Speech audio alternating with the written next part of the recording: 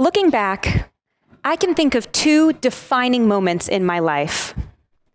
The first was when I learned that my childhood love, Leonardo DiCaprio, only seemed to be interested in dating models over 5'11". I, regrettably, am 5'2". The second was the night I thought I was going crazy. It was my freshman year at UCLA, and I was having a hard time. These weren't shaping up to be the best years of my life. College wasn't one big party. I wasn't having fun. And living with 40,000 students was just overwhelming. I was confused, disappointed, and lost. It all started with a slight pain in my shoulder.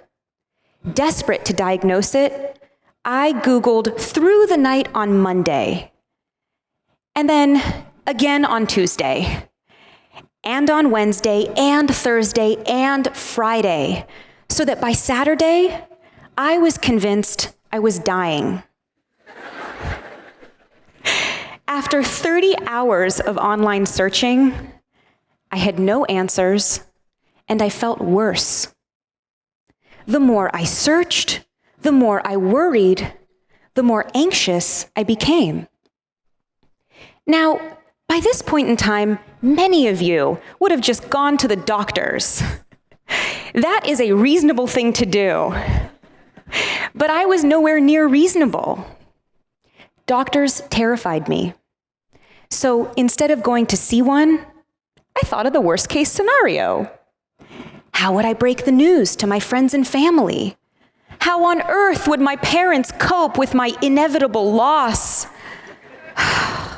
My thoughts were spiraling out of control. But I knew I had a real problem the night I called my mom at 2 a.m. from the top bunk in my dorm room. My heart was pounding as I dialed, and I can still remember her words. Sheva, this is crazy. Of course you're going to be okay. I couldn't believe her. Instead, I felt myself floating away from my reality, disconnecting. I kept thinking, this is what it feels like to lose your mind. I was going crazy. This episode wasn't the first time I had been flooded with catastrophic thoughts, and it wouldn't be the last. Anything I could think of was fair game for my obsessive mind. If you're curious, the diagnosis wasn't terminal. It was a strained shoulder muscle. But it took 7 more years before I was diagnosed with obsessive compulsive disorder, or OCD. Not the hand-washing kind, or the checking kind, or the doing things in a specific order kind.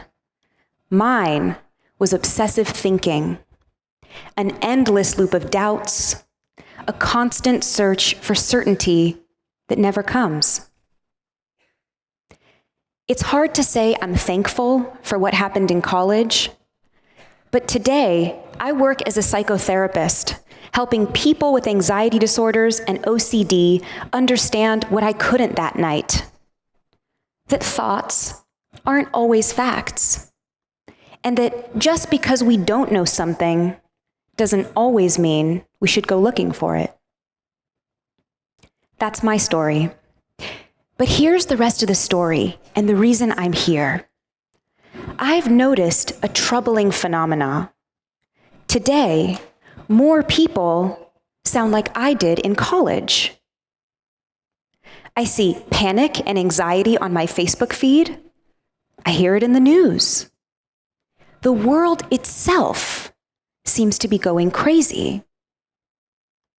Studies show that young people today are more anxious than those that lived through the Great Depression, the Cold War, and even World War II. How can we explain this dramatic shift in human behavior? And could the way we treat anxiety teach us about what the world needs to stay sane? See, today, we have incredible access to information. We can research anything with just a few keystrokes. We're up to date on global events. We watch every political move. Remember the days when kids used to whine, "Are we there yet?" because they had nothing to do but stare out the window? They don't need to do that anymore. Kids as young as 2 are watching movies or playing video games the entire drive. Or let's say I'm waiting in line at the DMV. Did you know it took just 5 seconds to find this famous cat online?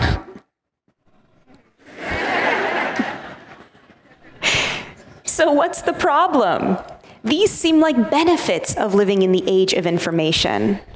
They don't hurt anyone. But that's not true. Because what we don't realize is that we are getting hooked on a daily dose of instant answers and distractions. The more we use, the more we need to use. And that dosage just keeps getting higher. A study at the University of Florida suggests that our insatiable appetite for the internet mimics an impulse control disorder. We simply can't stop ourselves when information is at our fingertips. More access leads to more consumption, which leads to more anxiety. And the sad thing? It isn't that hard to imagine a world run by anxiety.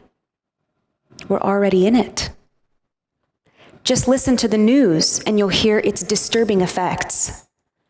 Authoritarianism, xenophobia, violence. See, I don't think information itself is the problem. The problem is how we use it and how it affects our brains. Our access to instant information trains us to fear its absence. It trains us to fear not knowing. We all know someone who stayed up late, Googling the answer to some difficult question. We want to know more and more. One answer, it just isn't good enough. Doesn't that sound a lot like those nights I spent Googling my shoulder pain? We are becoming addicted to the answer. And what I know about anxiety is that to quiet it, we must tolerate its existence, not rush to escape it. If we run from everything that makes us uncomfortable, we reinforce our intolerance. We become worse at not knowing. What if, instead of spending all those hours on WebMD, I had tolerated the pain of being unsure? I would have slept better.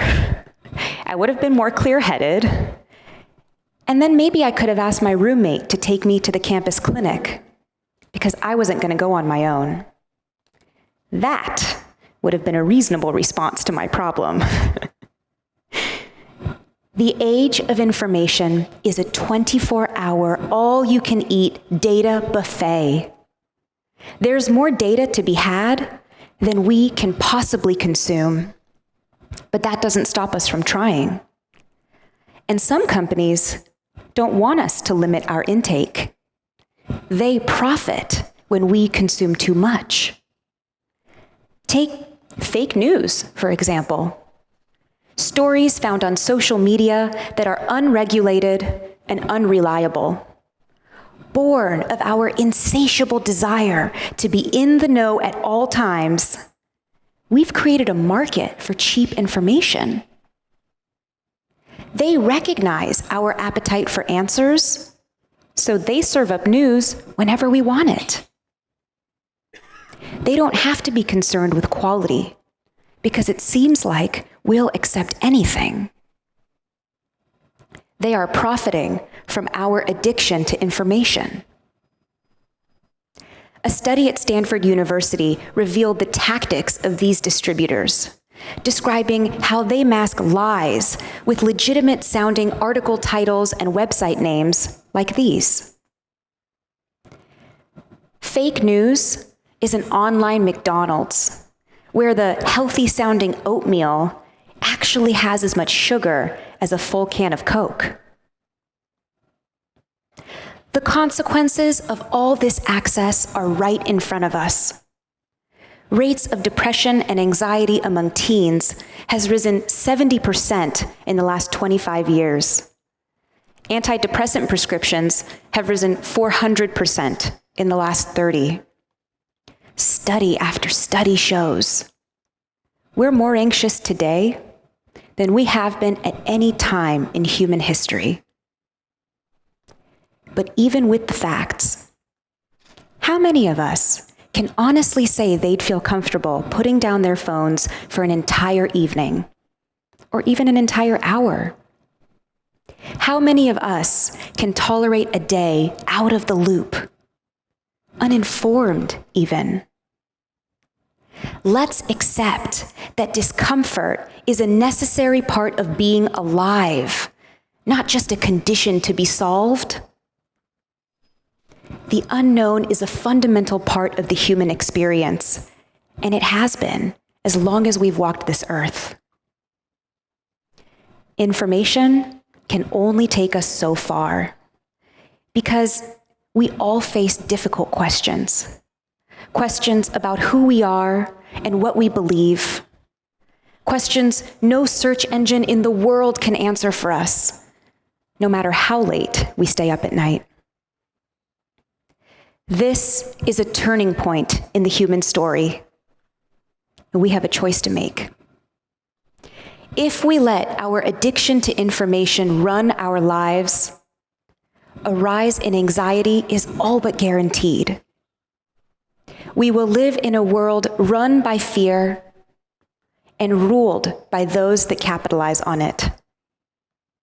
But if we can look at information differently, if we can respect its benefits and its consequences, we can actively take charge of it. We can decide what and when and how much. So, can you accept that just because we can doesn't mean we should? And could you believe that not having an answer might be the greatest solution of all?